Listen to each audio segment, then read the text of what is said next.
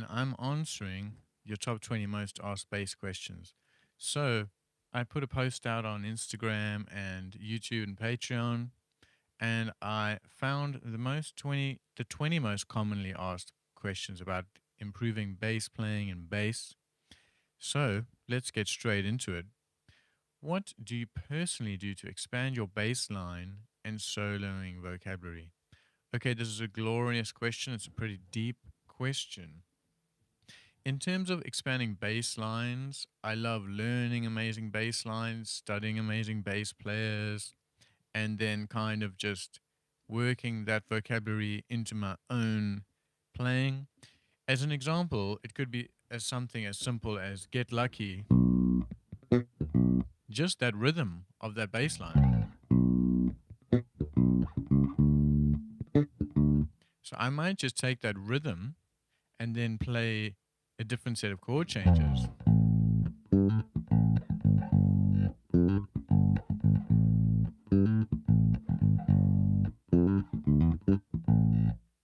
And now that kind of rhythmic cell and the feel of it has become a part of my bass playing. So that's like a short glimpse into how transcribing and learning other bass players' bass lines can affect your bass playing. So if you just find bass lines that you love and you just take the concept of it and move it to songs that you're playing or that you're making or in the band you're playing in or the artist you're playing with, it becomes a part of your own sound. So that's one way to expand your baseline vocabulary. Another way is to take the stuff you're working on in terms of theory and technique and put it into bass playing. So if I took 3 note per string modes, let's say I was working on 3 note per string modes, then I might take that same bass line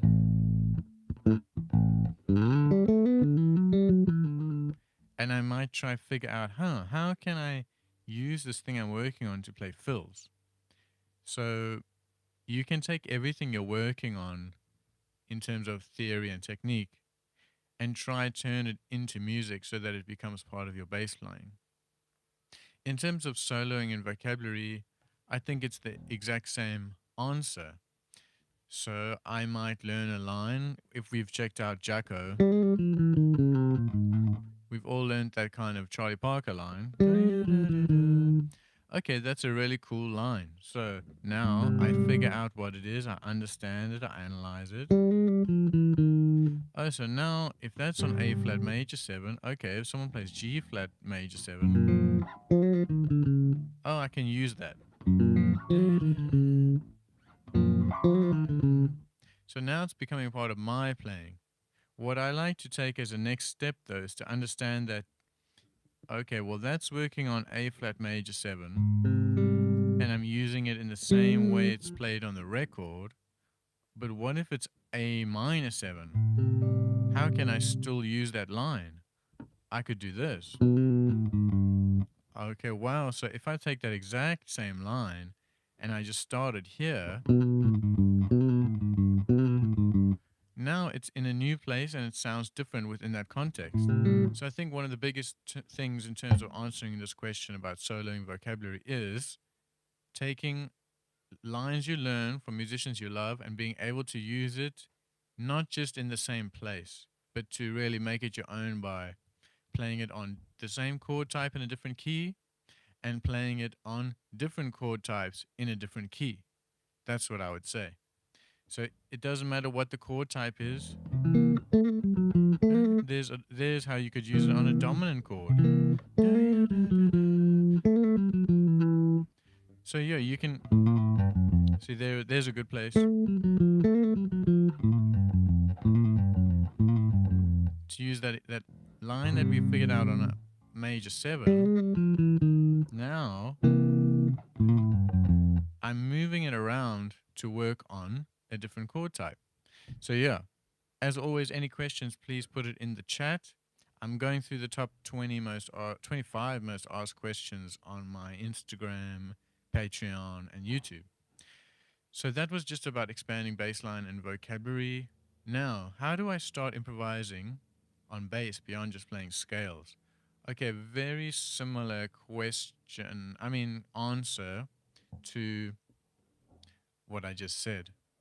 A good thing to do is take phrases and put them in different chord types and see how long you can maintain the momentum now if you want to play longer lines. So, for instance, there, the line was, but I want to be able to play um, longer lines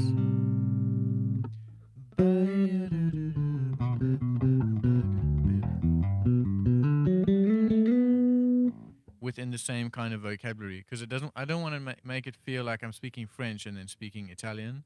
So once you've learned a line, try to keep that same,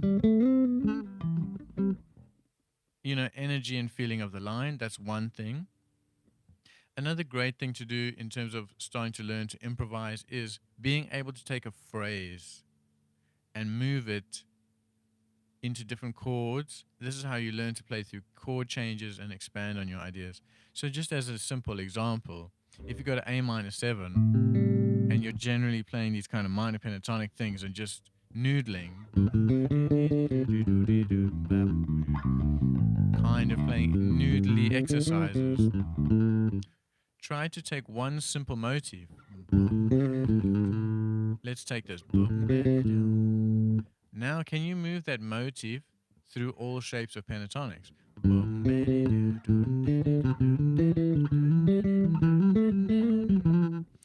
Now it starts to sound like an actual musical phrase. Then try and make another motif. Let's take this. Okay, that's another simple idea.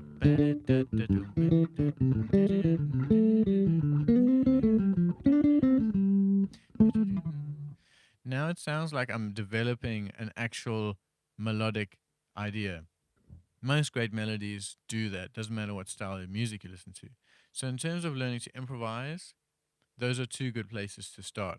Take vocabulary and be able to move it to different chord types and keep the momentum of the original line going as long as you want to.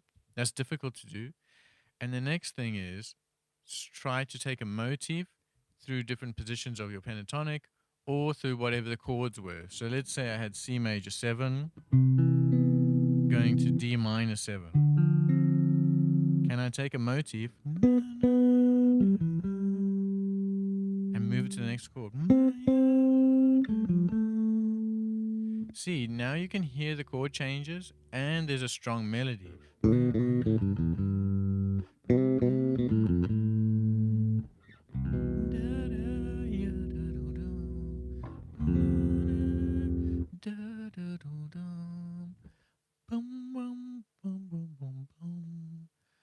So yeah, I would say that's pretty cool. We can go so much deeper into that, but yeah.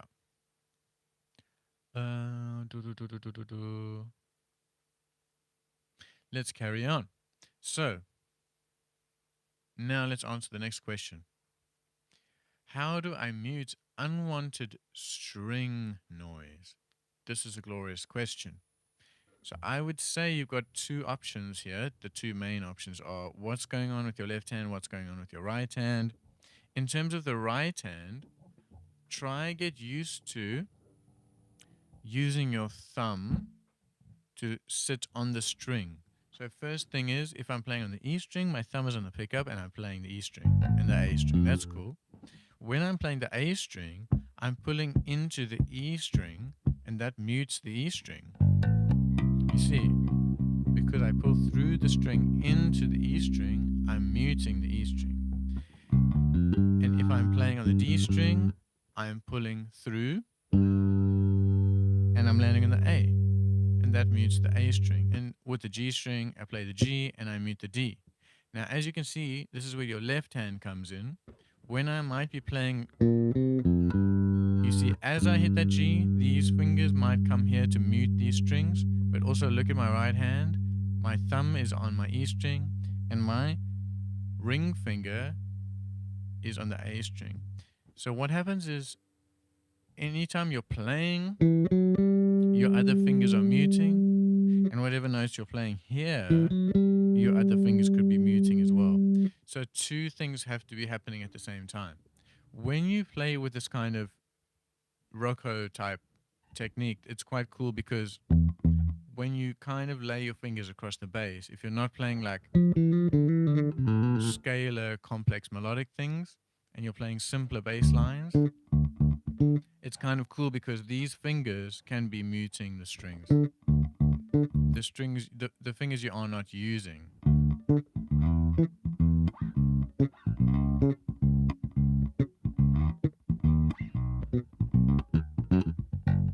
Or if I'm playing with one finger, which you can do, it sounds cool, then all three fingers are muting every string and fret that you're not playing.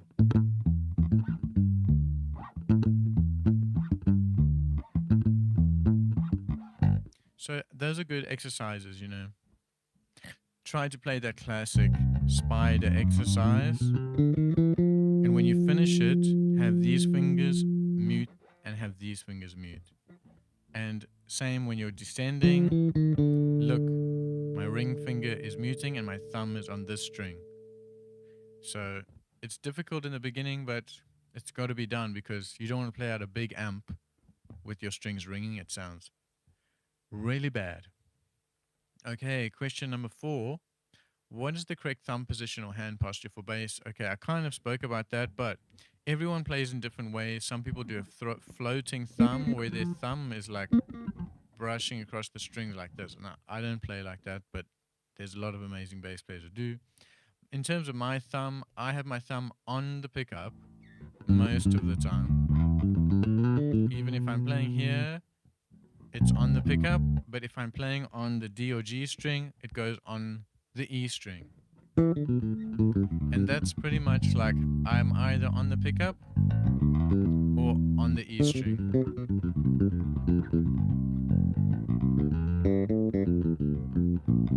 But that's just me. So I've seen some people who stay on the even if they play 7-string bass, their thumb is on the pickup and it never moves. And then some people have a floating thumb. But for me, either I'm on the pickup or you can see I'm on the E string.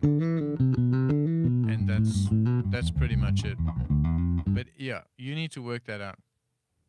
The question also says, and hand posture.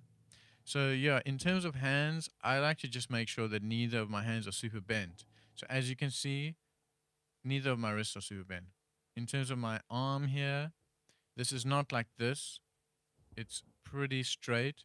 And in terms of this arm here, I try to keep my arm over the bass, not like this. Because if you're going to play gigs or rehearsals for hours and hours and your wrist is bent, you're going to stop the muscle from working well. You're going to stop blood flow. So if I know I'm going to be practicing a lot, I try to make sure that both of my wrists are not super bent. Okay, where are we? That was question number 5. How do I build finger independence and strength? Okay, finger independence. I'm gonna deal with left and right hand here. So in terms of the right hand, a good exercise is playing 8th notes with your index finger on every string to a metronome. And then doing it with your middle finger.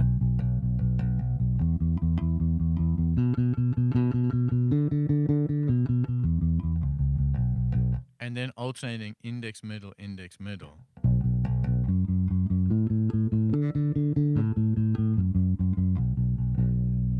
Okay, so that's just a classic exercise. Doing that to a metronome and trying to get the fingers to sound the same as each other because look, you all know these are 2 different size fingers. So getting your middle finger to sound like your index is part of your practice. Okay? So taking your pentatonic scale and make sure you alternate and trying to get them to sound even.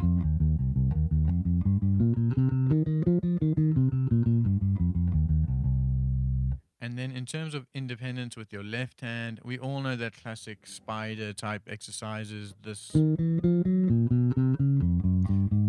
is a great exercise for building independence in terms of your left hand fingers.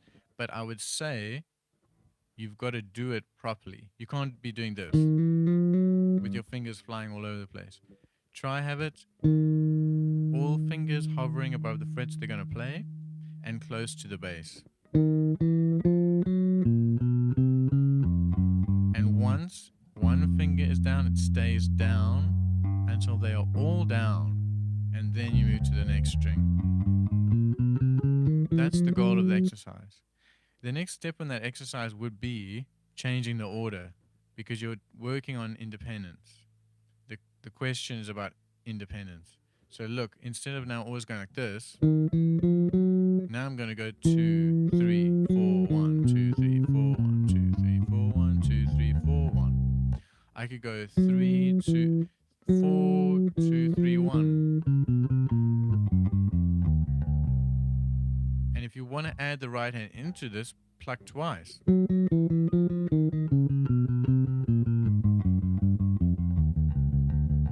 And now you're killing two birds with one stone, which is awesome. You're working on your right hand, crossing the strings, playing even eighth notes, and you're working on the left hand. So try that out. Question number 6, how do I stop sloppy notes when shifting positions? This is an awesome question. So what I like to do with this, hello to Adonia, Marshall. I like to play really slow between, for instance, it could be pentatonics. So let's do this. You see, so I worked on that slowly. I hit that pinky note, and that's how I'm going to get to the next position with that slide. And there, I worked on that slowly. I want to get from this position to this position. Okay, that's a good place to transition. So I will practice that shift. And then the shift. And as you can see, for an exercise like this, when I'm shifting up here, I'm shifting with the pinky. And when I shift down here, I'm shifting with the index.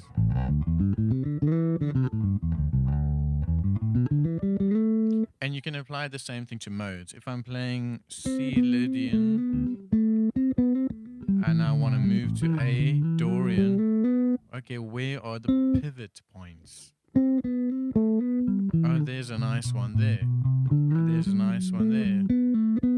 There's a nice one there. What about C? That's a nice way to get there.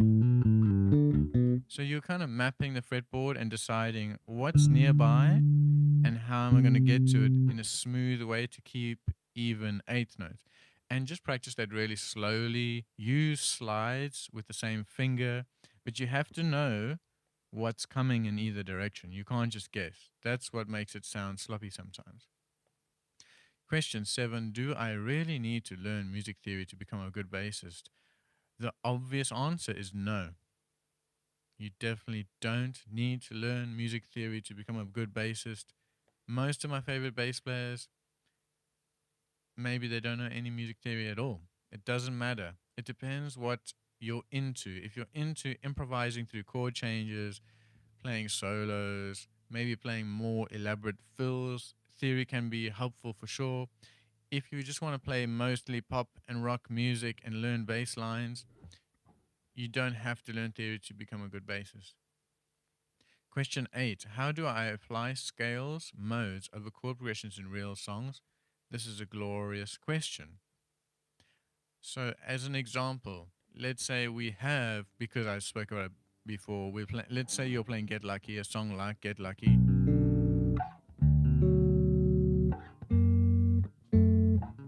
Okay, so you have B minor, D major, F sharp minor, E major. If you don't know your modes, you might just think you're in the key of B minor. Okay. And you might just play B minor pentatonic.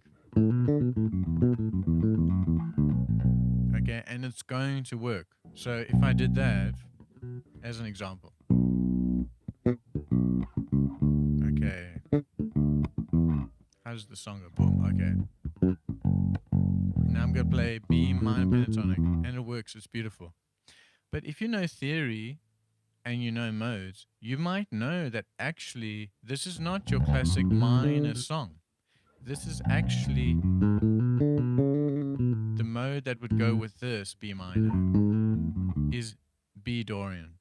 which comes from A major. So now, oh wow, when I'm playing Get Lucky, I can actually play.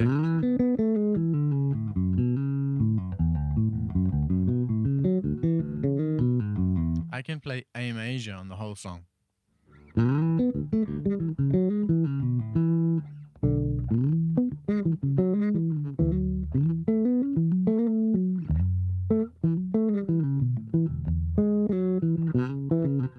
See, so I was playing all the chords in Get Lucky, but I was using A major to play fills on the whole song. I wasn't thinking of B minor pentatonic because I know, oh, this song is actually starting on the 2 chord of A major. Another example is when it gets to the E chord, I could play E mixolydian. So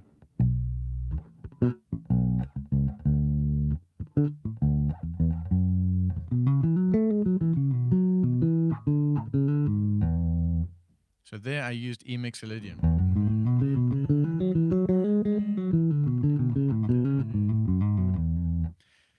So there's a bunch of ways that you can use your understanding of theory and modes to help you play over chord progressions in real songs. I could go on about that for a long time, but I got 25 questions here. How can I map theory to the fretboard? Good question. Okay, I would just say if we took something like the major scale and you got to start learning to understand your major scale in every key and how many sharps are in flats are in every key, and let's say you learn G major has 1 sharp, F sharp, G major scale is G, A, B, C, D, E, F sharp, G, and you kind of know where G is on the bass. Now you can say the scale and play it. G, A, B, C, D, E, F sharp, G. And so if you've learned your major scale in these different patterns, but you don't know what the notes are, but you kind of know I'm in the key of G major, then you take your theory you're learning, apply it to the shape. G, A, B, C, D, E, F sharp, G, A, B, C, D, E, F sharp, G, A, B, C. And now I'm learning to apply the theory to the bass. I'm taking the knowledge on the sound of these things and I'm giving it the name. And so now you'll start to understand, oh, I see, I'm in G and the 7th is F sharp. Well, I know how to play a 7th and I know how it sounds. And now I know, okay, I'm in the key of G and I'm playing from the root to the 7th, and that's G to F sharp. And yeah, again, you can get that all for free on my bass fundamentals course. It's totally free. That you don't need to give me your email to sign up. Just go to the website and it's a whole bass course for free. What should I practice daily to make consistent progress? This is a really good question, and I would say the answer is it depends what you want to get good at. Because if you want to get good at improvising, of course, you need to work on playing motifs, you need to learn your scales, your modes, you need to transcribe. Those are the things I would suggest that you would work on getting good at. If you're like, I just want to play with good timing, then you should spend most of your daily practice working on playing to along to songs, playing along to drum grooves, playing with a metronome, taking one groove and just playing over and over and over and over and over, and really listening to yourself and seeing if it's in time. If it's not, slow down or find out if it's your technique that's making you play out of time or what it is, fix it and try it again. So, in terms of making daily consistent progress, it totally depends on what your goal is. Question 11: how long should I practice each day or week? Depends how much time you have, depends how long you can concentrate. You can't say to everyone, you should practice 5 hours a day. Not everyone has 5 hours in their life to practice every day. Not, some people might start losing their love of music if they practice 5 hours every day. So it's a constant balancing act of how long can I concentrate? I still want to enjoy playing music. I don't want to see this as a job. Maybe if you practice 5 hours a day, short term, you're going to get really good. Long term, you're going to start falling out of love with music. So, is that a good practice plan? No, not long term. So, you need to decide on your goals and decide how much time you have and how long you can concentrate, and then try that out and see how that works for you. But don't listen to anyone who's going to give you their practice plan and then you're going to feel like it's definitely going to fit your life, your schedule, what music you like, blah, blah, blah. How do I get out of a plateau when I feel stuck? This is a very good question. I would say, first of all, go for a walk. Maybe don't listen to any music for a while and wait until you actually want to listen to music again. The next thing would be listen to music you loved before you started playing an instrument. That was a big one for me. So when you were like 5 years old and you realize, wow, I love music maybe more than normal people do. What music was that? Listen to that. So for me, that's Lionel Richie, Michael Jackson.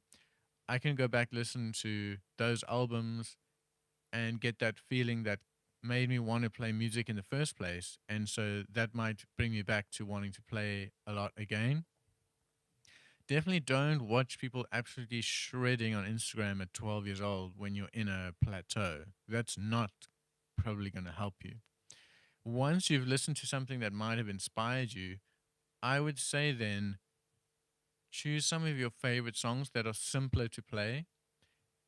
Take the main groove and play it at like 60% speed over and over and over and over until you feel confident again. Like, actually, I don't suck that much. You know, I think that's what I would do. That's what I do. How do I improve my internal timing sense of groove? Listen to musicians who you think have amazing timing. So it could be drummers, maybe listen to Nate Smith and Questlove and Steve Jordan and James Gatson. Just listen to the records with them on it and just really get that in your ears and your mind and your body. Whoever you know think has an amazing sense of timing, listen to the records they played on, play along to those records. Take one song, like a James Brown song, and just play that groove for 20 minutes until however you sound and your rhythmic pocket is lost in the song. Like you almost can't tell the difference between your dynamic, your tone, your timing, and what's playing on the record. Because I think if you can do that, if you can play along to the records you love, where you love the timing and sense of groove, and it really sounds like it's inside the music exactly, you must be doing something right. And the next thing is, yes, I think working with a metronome can be really good for you. So putting a metronome not just on every click, but on whatever the pulse of the music is. So for instance, you could put the metronome just to click on the snare. So if you were playing Billie Jean, you're not going to put the metronome on clack clack clack. You're going to put it one, two, three, four on beats 2 and 4 maybe. Or if you're playing something where there's more like a big beat on beat three, 1, 2, 3, 4, 1, 2.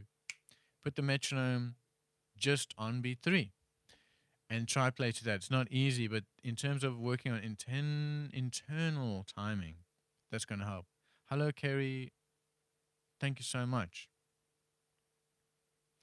Question 14. How do I lock in with the drummer's groove? Again, listen to records, play along with the records, focus mainly on what the drummer is doing.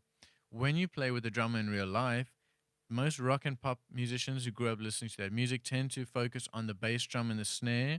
But I think the secret cheat code to playing along with drummers is the hi hats, because that is where you're most of the time getting their pulse. Because bass drum and snare drum are just sparse. Okay. But the hi hat most of the time has where the pulse is, the subdivisions, and the sense of swing are most of the time more inside the hi hats. So I love listening to hi hats to get where the drummer is feeling the tempo, the pulse, the dynamic, and the swing. Listen to the drummer's hi hats. What gear, bass strings, do you use and should I choose as a beginner? This is a beautiful question. In terms of a bass, get something that feels good and looks good and makes you want to play, and that's set up in a way that's not, you don't have to fight the bass all the time. So maybe ask a bass player. You don't have to spend money. You can ask a bass player who's experienced to look at your bass. They might just say, "Oh, I just need to lower the action a bit and move the pickups a bit." You know, um, you don't have to pay for that. So get a bass that you like the look of, you like the feel of, you like the sound of. It doesn't have anything to do with price when you're a beginner. Those things are important. Take it to someone to take a look at it. A bass player, you don't have to take it to a luthier yet, and get them to do a basic setup. Most experienced bass players could do that for you. In terms of strings, again, the big question is flat wounds or round wounds. Flat wounds give you that old school fat soul Motown sound, and round wounds for most modern stuff. Pickups, this is getting into less of a beginner type thing. As long as your bass has good pickups and is not like absolute trash, it should sound okay if you have a good amp. So yeah, I think amp, to me, if you're playing bigger places and rehearsing with a drummer, getting a bigger amp is better than getting like a very expensive bass. But that's just my opinion. The gear that I use right now, I have a pedal company, Celebrity Pedals. Of course, I'm going to use our pedals, basses, whatever. I play whatever. Doesn't matter to me really what bass I'm playing. But anyways, I want to answer Lawrence. How do you approach songwriting? I'm studying electric and double bass, but doing only sideman jobs. I really would like to start doing stuff, but I seem to overthink the process and get lost in it. This is a glorious question. In terms of writing music on the bass, have you ever tried maybe just starting with a melody and harmonizing a melody? I think that's a good idea. So, for instance, let's just take this. That just that. Now try to add harmony to that. What if I did this? What if I did this? And already I'm starting to get a cool chord progression.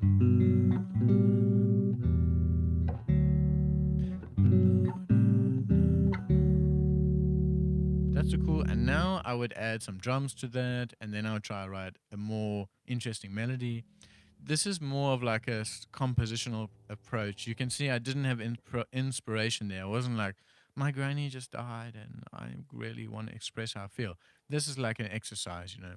But so I'm answering this question as if you didn't like get inspired to write lyrics about something meaningful to you. I'm just writing questions like, how do you compose on the bass? What are some actual like exercises you can do? And that's a great one, I think. Harmonize a simple melody. I can do another one.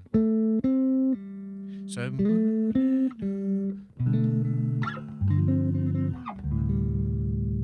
that's a beautiful chord progression. And now I'm writing a song. And then you're going to add bass. Add drums, write a nice melody to that. So yeah, I would say one way is to harmonize a simple melody, but with more interesting chords than just like classic diatonic. Don't always think I'm in the key of G, so these are the chords I can use. Try not thinking like that for a bit. Try just thinking about harmonizing a melody with beautiful chords, and then adding stuff around that. I hope that's helpful. I don't want to like give you nine things to work on because then sometimes people don't work on any, but just that one, I think that's cool. How do I dial a good bass tone in the mix? This is a good question. I think what's tough is that you get a good sound by yourself, and then when it's in the mix, everything changes because the relationship to the bass and the drums, and the bass drum and the snare, and then the guitars, and the synth, and then the vocals, and then the cymbals. It's like you're dealing with so many variables. It's very difficult to get a good bass tone in the mix. But one piece of advice I would give is don't look at the knobs on your amp or your plugins to make decisions because sometimes you might need to have zero bass and 100% treble to have a nice sound. I saw Marcus Miller play and I was on the stage and I looked at the settings on his amp and the bass was on 1 and the treble was like on 10. But in that room with that band, his bass sound was so fat and amazing. And maybe uh, that has something to do with the preamp he was using on his pedal board.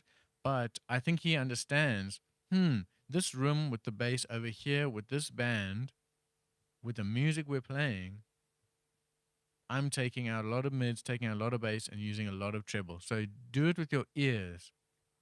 Start flat, and then say to yourself, or even don't say anything. Try boosting the treble and going, do I like that? Is that making my sound pop out the mix and sound better for this music? Oh, it is. Okay, wow, I need to max the treble.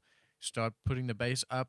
Maybe you go, now it sounds so boomy. Start cutting the bass. Oh, wow, this sounds cool. Lawrence, thank you very much. Love your stuff. Thank you so much. Message me on Instagram whenever you have any questions or want to chat about bass or pedals. But yeah, so that's the answer about bass tone. Do I need to read standard notation or is tab enough?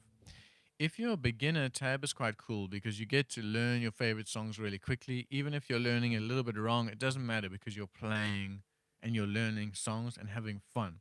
So tab is really good in the beginning. Um, in terms of as you get more into your playing, start to figure stuff out with your ears and not use tab anymore because your ears are the most important thing you have. When you jam with other people, they don't hand you the tabs. When you get a gig, no one hands you tabs. So I would say starting on tabs is awesome. Continuing to use tabs forever is not awesome.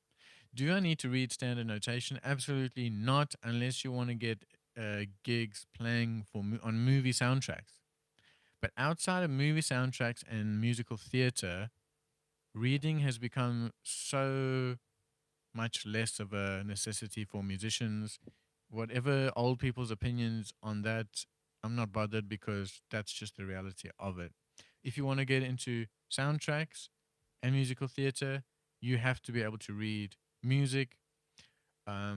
Yes, some sessions in like the jazz world, if it's like cool, you rock up on the day and they're going to just hand you charts, it can be helpful to read basic melodies and to read, I would say, reading charts got me way more gigs than reading standard notation. I could read standard notation, but in my life, I was reading charts like sometimes 3 times a week on the gigs I was doing. So reading lead sheets and chord charts, that's like that for me personally was like a skill I used a lot. How do I create my own bass lines instead of copying others? I spoke about that earlier on. How do I connect chord tones, arpeggios when soloing or making lines? Okay, yeah, so you go slow. C major 7, going to D minor 7. Like I said, you play a line. Okay, well, if I slide up a semitone, I'm now playing the third of D minor.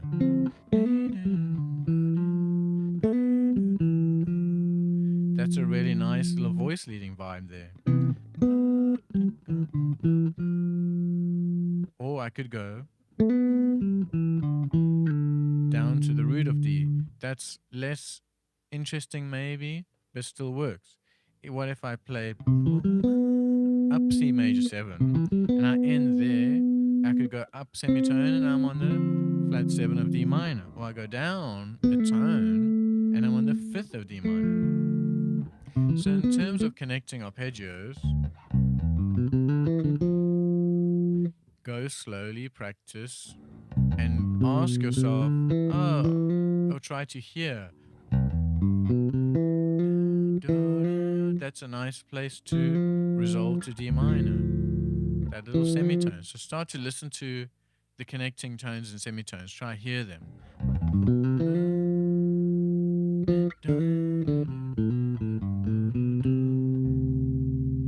Yeah. Do I know any Pearl Jam?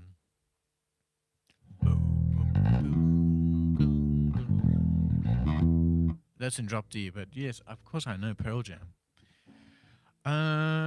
Here I'm still alive. See, there you go. That's basically spot on.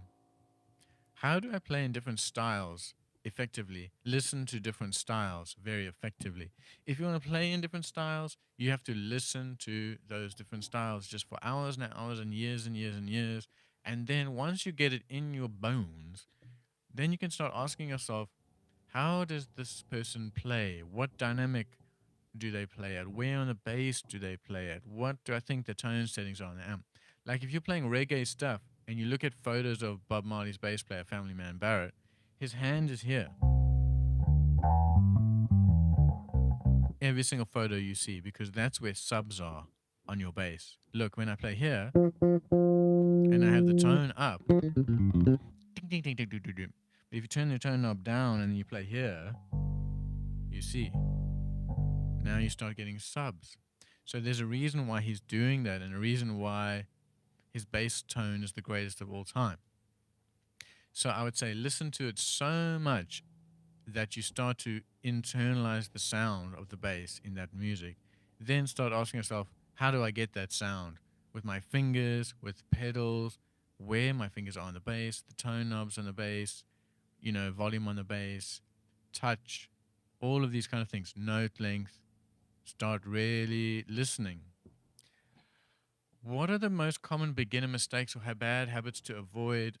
That is a very good question. Wow. Common beginner mistakes. I don't know, but bad habits to avoid, I would just say don't hurt yourself. Don't play too hard in the beginning, because sometimes in the beginning you have a bad, small little amp and you've just started and you play with the drummer and you can't hear yourself, so you start just absolutely destroying the bass. And that makes your tone really choked and you'll get insane blisters everywhere and hurt yourself. So you need to work on getting a big sound by pulling through the string, not doing that. So first thing is just understanding technique in a way that stops you from hurting yourself. And like I said, pull through the string and don't bend your wrist too much. I would say, yeah. How do I correct bad posture, tension, or discomfort by playing? I've spoken about this a lot, but again, sit in a way that you're not using most of your energy to hold up the bass. Okay, some people are using their left hand to hold the neck up and their right hand to hold the bass in place. So now their technique is just going to be crazy, because most of their strength and their arms and hands and most of what the effort is going into just holding the bass. So you need to work on a way to sit where the bass is kind of still without you putting in a lot of effort to hold it there. In terms of tension, learn to get a note out without putting in that much effort. And to me, that comes from pulling through the string. When you tickle, this note sounds small and thin. If you just put your thumb on the pickup and pull through, nice, warm, big notes with very little effort. I'm not attacking the string. If you're playing rock stuff, yes, okay, but at least you got something solid to build on. Okay, where can we find out more about your stuff? Message me on Instagram, Celebrity Pedals, or check out my Patreon. I'm posting a lot more on YouTube now. I'll put the links to all my stuff in the comments. But if there's any questions now from the live stream, let me know. I'm going to post this video once I've gone through that.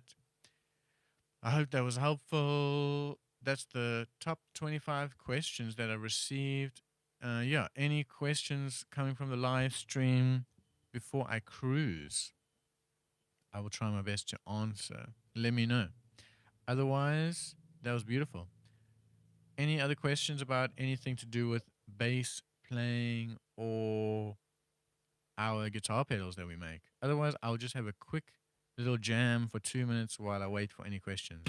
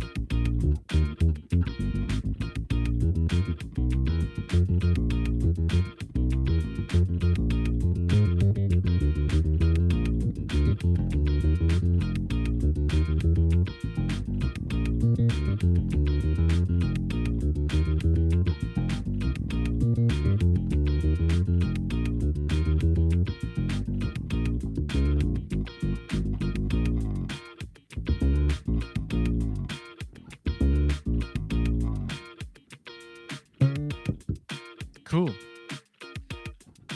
If there's no questions, I'm going to say bye, but that was very nice.